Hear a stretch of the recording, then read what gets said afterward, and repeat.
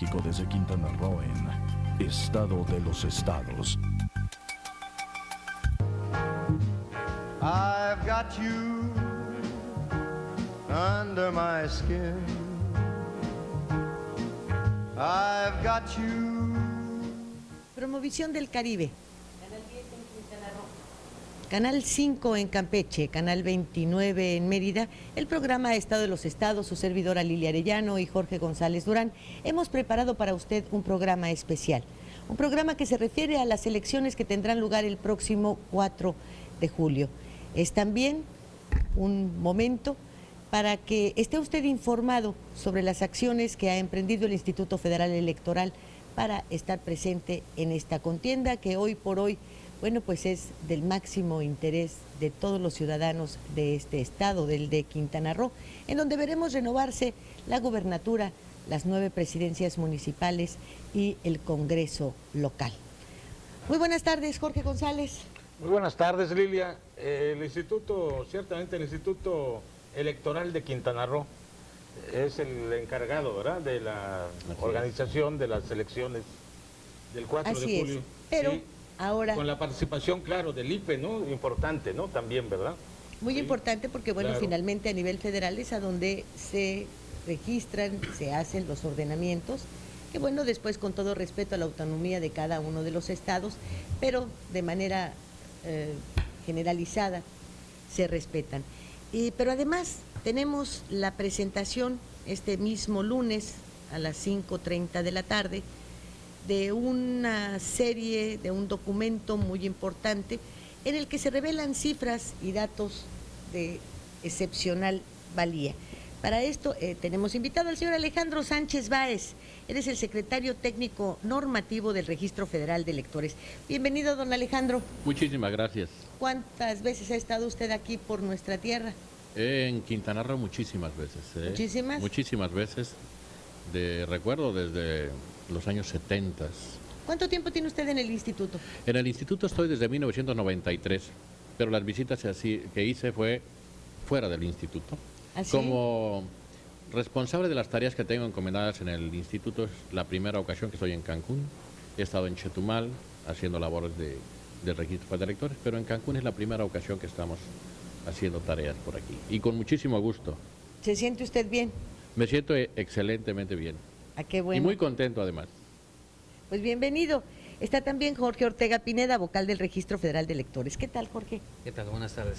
Bueno, pues como recordaremos aquí con su tocayo, en el programa anterior nos dejó usted picados.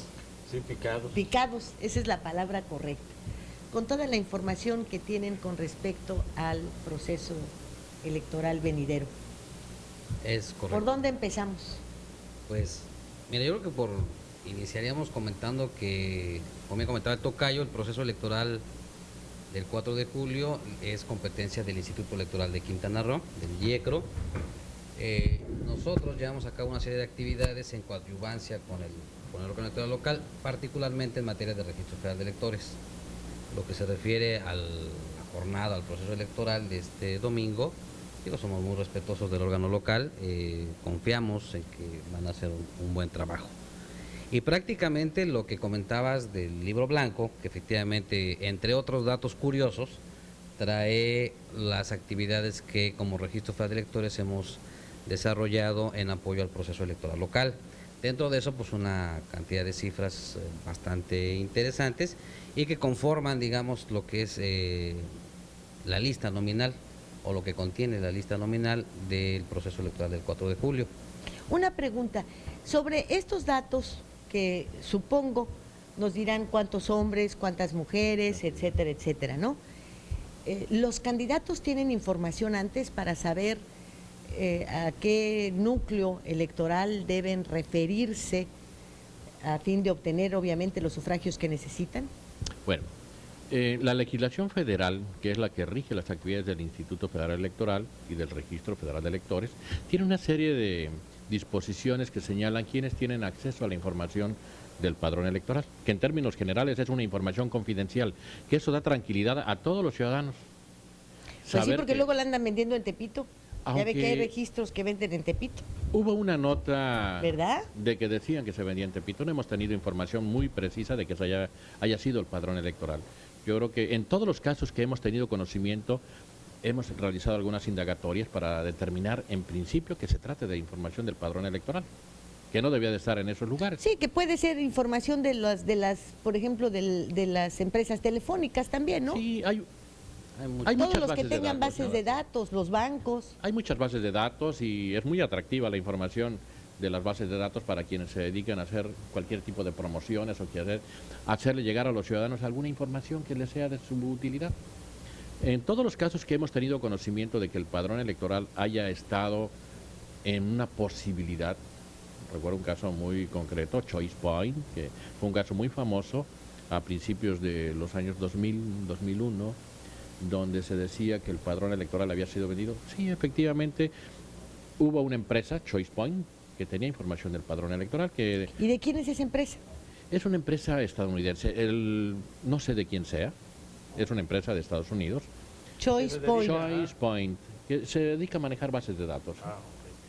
Y cuando hemos tenido conocimiento de ese tipo de acciones, les hemos hecho el conocimiento de la Procuraduría General de la República a través de la Fiscalía Especializada para Atención de Delitos Electorales.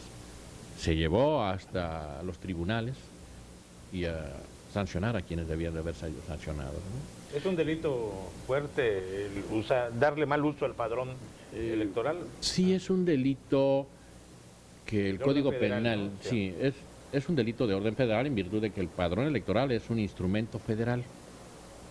Es un delito que sanciona la ley penal. Pero muchas veces esta información, o sea, estos padrones electorales, no están en las mejores manos. Están en las manos de muchos candidatos. Es lo que preguntaba es esto. precisamente, Claro. La tienen los candidatos, ¿no? precisamente a eso quería llegar. Y bueno, hay unos que ya se ha visto que eran candidatos y estaban en la delincuencia organizada, ¿no? Hay de todo. Ay, nanita. Lástima. Yo creo que habría que determinarlo. Los partidos políticos tienen derecho, por virtud del mandato legal, el Poder Legislativo mandata a quien aplica la ley, que es el IFE, quienes tienen derecho a tener la información confidencial del padrón electoral, y son los partidos políticos representados en las comisiones nacional, distrital y estatal de vigilancia. Todos los partidos políticos tienen representantes en los 333 órganos de vigilancia que existen y tienen derecho a tener la información del padrón electoral, pero no para un uso indiscriminado, sino es para un uso muy puntual, que es la revisión de los datos en el padrón electoral. O sea, no está permitido que quienes tienen derecho a tener la información del padrón electoral la usen para fines distintos a lo que la ley electoral les confiere.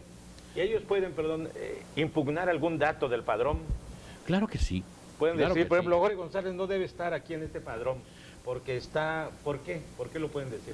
Bueno, lo pueden decir porque ellos pueden estimar que cualquier ciudadano, tratándose de él o de cualquier otro, Sí, claro. que digan, no tiene derecho a estar en este padrón o en el listado nominal, Sí. porque hay alguna circunstancia legal que debe tenerlo fuera de ese listado. Y nosotros analizamos, revisamos si hay alguna de las O porque está en circunstancias. otra lista. O porque está en la No, cárcel. No, Sí. no, es que no puede haber en otra lista. No puede ¿eh? estar en otra lista. No, en todo el país tenemos la garantía y estamos trabajando para que esto sea al 100%, de que los ciudadanos mexicanos debemos garantizar estar inscritos una sola vez en el padrón electoral. Eso tiene la finalidad de que los ciudadanos mexicanos estemos en posibilidad de ejercer el sufragio una sola vez, como mandata la Constitución y la ley electoral. Si alguien está 2 veces en el padrón electoral, parece que pudiera tener la posibilidad de votar 2 veces, aunque hay algunos otros mecanismos que impedirían esa práctica, ¿no? Ya no sucede lo que sucedía hace muchos años.